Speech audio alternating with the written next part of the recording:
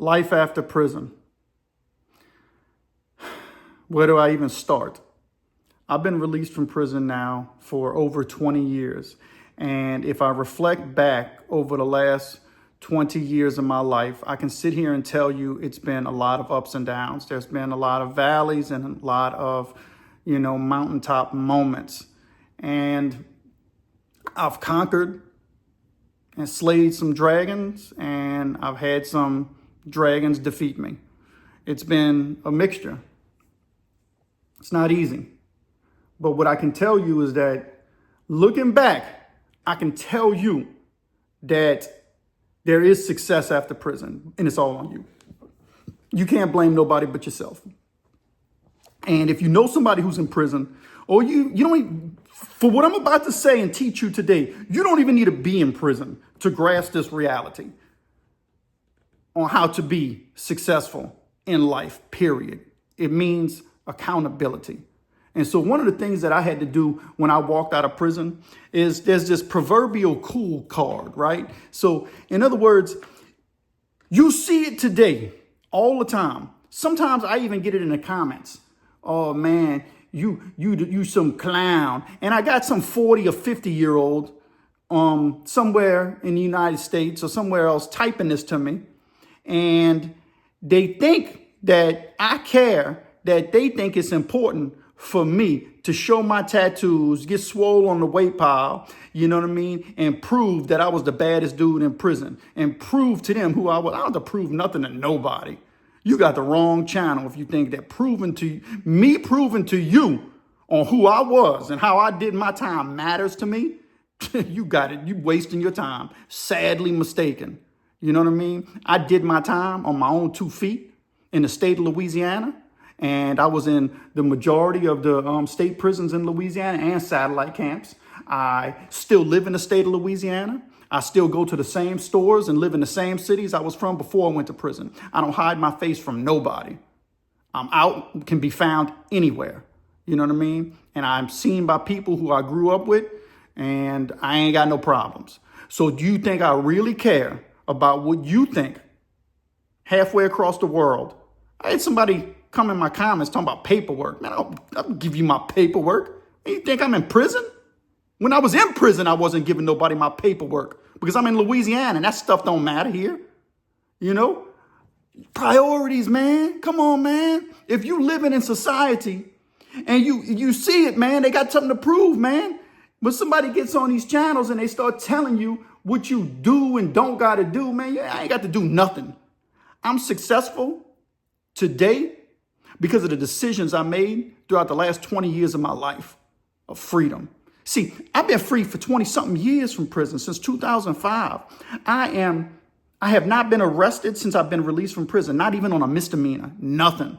I haven't been involved in one single crime, period. Misdemeanor, felony, nothing. I have gotten a handful of traffic tickets and that's it. And I do my best to abide by the traffic laws. You know, sometimes we make a mistake and sometimes we, don't put our seatbelt on. That was one of the tickets I got. And sometimes we speed and go too fast. I've had one of those. But I don't get no major traffic tickets either. I do my best to obey the law. I pay my taxes. Sometimes I get behind on my taxes because, hey, it's hard for all of us. But I eventually always pay what's owed to Caesar. That's what Jesus said, right? When they tried to cross him up about who gets what money. He said, pay to Caesar what belongs to Caesar and give to God what belongs to God. But don't try to cross me up in this stuff. And I'm the same way, man. Don't cross me up in this. I give to the government what's due to the government because I'm underneath the, unfortunately sometimes leadership that I don't necessarily agree with, but that's the leadership I fall under. That's what the people voted on.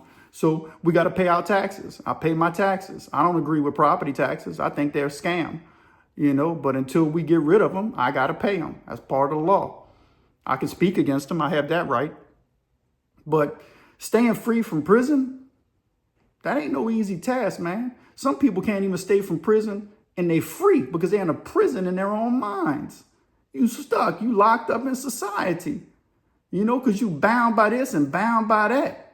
You always worrying about what somebody else is thinking. There are certain people who have perceptions of you that matter. Now, when you have a boss, You want your boss to have a perception of you that you're a good employee. You don't want your boss to be thinking that you some, you know what I mean, trash can employee he can't trust, because you're going to be the next person on the chopping block. You want to be the type of person that the boss looks at every time he sees, that's a good employee. I'm glad he works for my company. See, that's a perception that you need. You need that person to have your perception. See, his perception matters. You see Joe Blow at the corner store, when you're on your way to work and you pick up your breakfast burrito and your coffee, his thoughts and perceptions don't make a difference. Oh, he's always late to work. He's always early to work. It don't matter what he thinks, whether it's right or wrong, because Joe Blow at the corner store don't have any impact on your life. Now, your employer has an impact on your life. So yes, there's a certain perception that he should have of you, and it should be something that lines up with your character being solid character, on time, does his job, trustworthy. These are the type of things that matter that an employer should have of you, because that's going to help you, grow up the ladder. That's what helped me grow up the ladder. Every employer I had when I got released from prison, I didn't cheat the dime. You know what I mean? I didn't steal time. I did what they paid me to do, and I did it to the best of my ability. Now, I didn't always agree with the people I worked with when it came to the methods of work. Yeah, there's disagreements, but I never flew off the handle. Sometimes I had to walk away from a company and put in my notice. That happens. And I've also been fired. That happens. That's why you have to be able to regulate your emotions. And see, I didn't know that before I went to prison. And while I was in prison, I flew off the handle. And that's one of the things that put me in prison.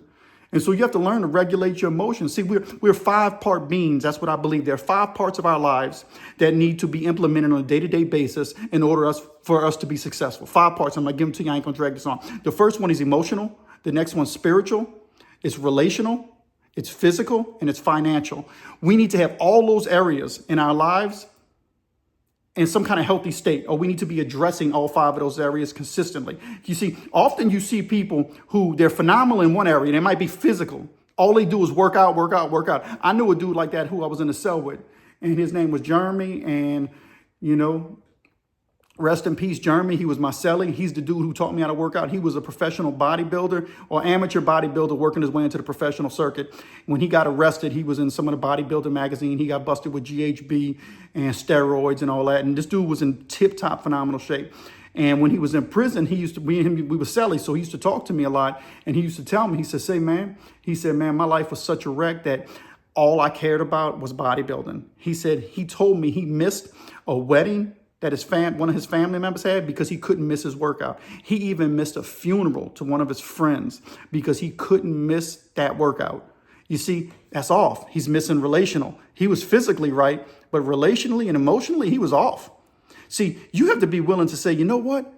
I work out. He was a bodybuilder, but he can miss a workout to attend a friend's funeral or a family member's wedding. That's crazy, man. He was off. And ultimately, he used to talk about in prison that he had to get better at those things. And I don't know what happened to him. I know he died when he got out of prison. I looked him up and he lost his life, unfortunately. And I owe him a lot of respect because when I was in prison, I got swole because he taught me how to get swole. He taught me how to properly work out. He taught me how to educate myself on my physical being. And I was in phenomenal shape when I came home from prison. Phenomenal, and I'm still in decent shape. I can be in better shape. My eating habits are off. Like I said, our physical being. You have to eat healthy. And the older you get, the more you have to eat healthy. You can't be eating no trash. Put in trash, you know what I mean? You're going to be sluggish, and too much sugar. You know what I'm saying, man? Research that stuff. So you got to have some kind of education in your physical being. But this dude was off. He had it in one area and the rest of his life was a wreck. And he was in prison. And so, you also have to be, you got to keep your physical on point. You got to keep your financial on point. Some people you see, all they do is work, and ignore the other areas, and their life is a wreck. They have millions of dollars in the bank account, but they can't stay married, and they're paying alimony to 3 different wives, because they're not smart enough, because they don't know how to handle relationships. To stay married is no easy task, especially in today's day and age, where getting a divorce and dropping one person to the next is as easy as that. Everybody does it. I'll find another one. Never quite happy. Because they don't know how to put the emotional and a relational together, or relational and emotional together, to be able to maintain a marriage, contact it with the physical. Because when you go into a marriage, you marry somebody because that person you was attracted to, right? And over time, if you ignore your physical being, then you're ignoring your spouse because you're saying you don't care about your body. So you have to keep your body right. To some degree, we age. And so there's a reasonable expectation as we age that we're not going to look the same way we did 20 years ago. But there are certain things that we can do to keep ourselves looking as best as we can, such as exercise and eating healthy. You know what I mean? So you can't ignore that, And so people get divorced because they lose, the attraction. But you leaving somebody just for that, then you off too. Because if you think you're going to find the best thing around the corner, you ain't never going to be happy. Everything takes effort.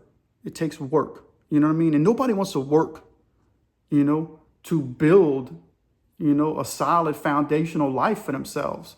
I built the life that I have today because, I made decisions every day that led to me being here today. And did I always make the right decisions? I made some bad decisions, y'all, in the last 20 years. But I did my best to course correct as soon as I could to get back on course and not sink my ship entirely. It's okay when you get off course, but you need to get back on course. Don't sink your ship into the abyss because you made one wrong turn or you made one bad choice to go fishing in the wrong spot and there wasn't no fish and the storm came. You know the movie, The Perfect Storm. They couldn't get back on course. It ended. But if you can get back on course, man, get back on course. Don't let the storm ruin your life forever. Rechart, and make some better decisions. And I'm talking about that because there's a lot of people who watch my channel, you know what I mean? And I know that every day is a struggle and we're trying to figure this thing out. And I'm trying to give you some advice on how to make it, man. And there are things that I can tell you that make a difference. And, addressing all 5 areas of your life is important, man. You gotta work and put some money in your 401k. You gotta be able to save or invest. Everybody invests differently, but you don't want to spend all your money at the nightclub and you in your 40s. Oh man, don't do it, man. I know dudes who do phenomenally well when it comes to their finances. They make good money, but they spend it on stuff that's so stupid, man. If you are paying an Instagram model tens of thousands of dollars, you making a bad choice, man. That's a bad choice. Think about it for a second. You don't even know who she is, and you paying her tens of thousands of dollars so she can chat with you online? Man, go chat with the lady at the register in Walmart. You get a better rate of return for that than you do with an Instagram model. See, you just worried about the physical, sitting at home getting your rocks off. It'll leave you broke financially. And now you're failing in that area. Relationally, you suck because you need an Instagram model. You know what I mean? Come on, man. I'm trying to help you. I know none of this stuff is easy. Everything takes effort. To get to a good place in life means you're going to have to sacrifice some things. People don't stay married because marriage ain't easy. It's hard, You want to find somebody who's been married for 20 years? Well, and you want to be married 20 years? Well, listen to the person who's been married 20 years. And you look at their lives and you say, you know what? That's a good marriage. I want to have a marriage like them. Don't listen to the fool down the street who's been divorced 4 times on 5th wife or 5th husband. What they going to teach you? Or you want to take financial advice from somebody who ain't never got no money. They always asking you for $5. You got to be able to decipher this stuff, man. Use common sense, man. Connect yourself with the right people, and be willing to be okay if people think negatively of you. Not everybody's going to like us. I always use the example of every 4 years, we vote for a new president in the United States of America. And every 4 years, roughly half the country likes it and roughly half the country hates it. That's just a reality. So the person who's in office, they can't be worrying about every bad thing that the person who don't like them is saying. They got to get busy on their agenda. They ain't got time for that. Neither do you, right? Neither do you. You can't be worrying about all the bad stuff people got. There's a lot of people who are for you. You got to be able to figure out who's a hater and who ain't. And if you got haters in your life, keep them in the hater category. If somebody's on your team, well, bring them closer in. That's more of somebody you can trust. That's more of a friend. You know, and if a friend stabs you in the back, toss them in the hater category. You know, you got to be able to walk this stuff out in life. It ain't easy, but it's doable to be successful, man. I know when I came home from prison, man, I had to stand on my own 2 feet. Just like I stood on my own 2 feet in prison, I came home and stood on my own 2 feet. I remember there was one time when I was doing a roofing job and I was hustling roofing work, and I did good. You know, and you know what? That's why spiritual comes in. What's spiritual? You see, going to church was important to my wife. Going to church wasn't important to me, but I read my Bible. I prayed. You know, I did my best to live according to the word. That was important to me. But going to church was important to my wife. And so I started going to church. That's spiritual, right? Getting our spiritual health, you know, so I can hear the word of God, so I can learn more about it. And it was by going to church, the church that I went to, that I was able to get the work I was when I came fresh home from prison, fresh convict, still on parole. I was able to get the jobs doing the roofing work that I did. And I got a lot of roofing jobs, but I got the full job just through word of mouth from being at church. People learned to trust me. Oh, that's Greg, you know. I can trust him. And one person tell the next person, man, I kept roofing work for years. And I paid the bills. And I kept it going because of roofing work. And that was from seeking my spiritual health. Helped me in my financial area. You know.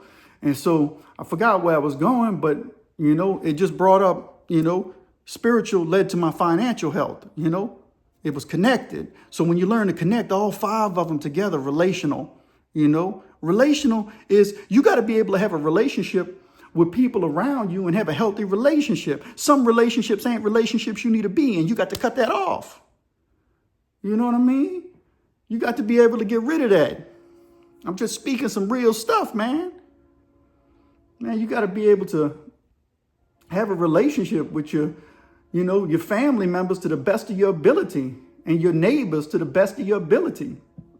They ain't going to be perfect all the time. And sometimes you might not be able to have a relationship with somebody because they don't want a relationship with you. Cool, whatever. You got to be able to deal with that in a healthy manner. You know, this is some real stuff I'm speaking. But it was something that I want us to start doing on my channel, man. I want to start, you know, sharing how to be successful after prison, man. How to maintain, you know, healthy relational lives, how to maintain healthy spiritual lives, healthy physical lives, healthy financial lives. You got to be able to operate in all these areas, you know, in a healthy manner. And that takes time and it takes effort and it takes energy. Ain't no magic wand for your life. You got to persevere. You got to go through some struggles and through some pain. And if you ain't learning nothing through the pain, well, maybe you need some more pain.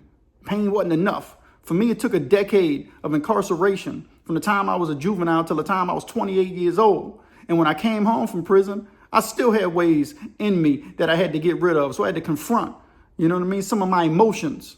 I had to confront some of my behaviors. And I'm still dealing with some of them.